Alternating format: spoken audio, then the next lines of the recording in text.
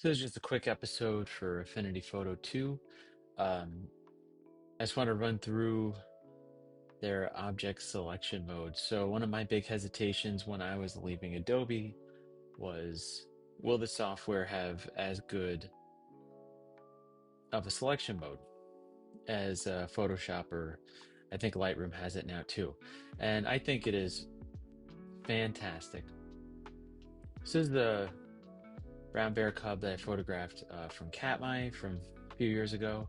So I'm just going to run through a quick edit with you to show you how good this thing is. So, first you go over to the left-hand side here. You see this little owl here, and it's just the object selection tool. And then sometimes it takes a second, but it finds your object. Great, right? It creates a selection. You could even go to refine, and you can play with different, I'll show you, like it gives you the size of the border, which for this one I was happy with kind of where it was.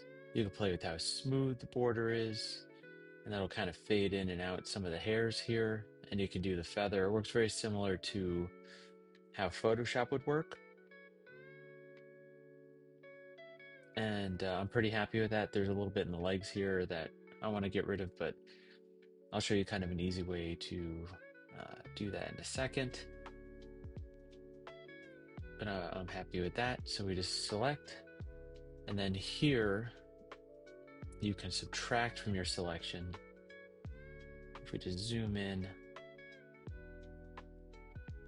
you just kind of select that there, and it'll subtract from the selection. So I'm really happy with that. So what I want to do here is we're just gonna go back to object selection. There we go. And we're gonna copy it. We'll just make sure our copy went through. All right, then we hit Command D to deselect it. So just a quick edit here. What I'm going to do is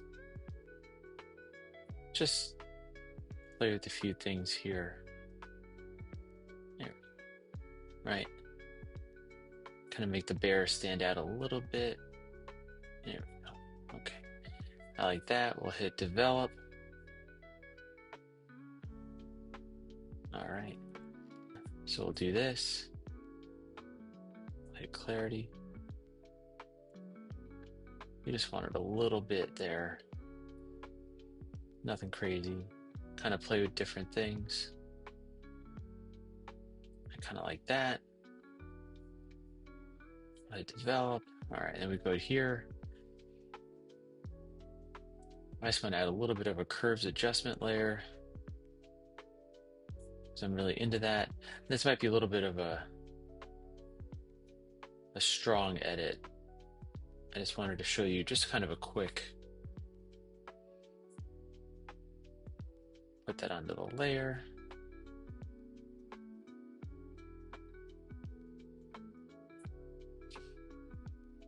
All right. Yeah, and I think that looks a lot better. Okay.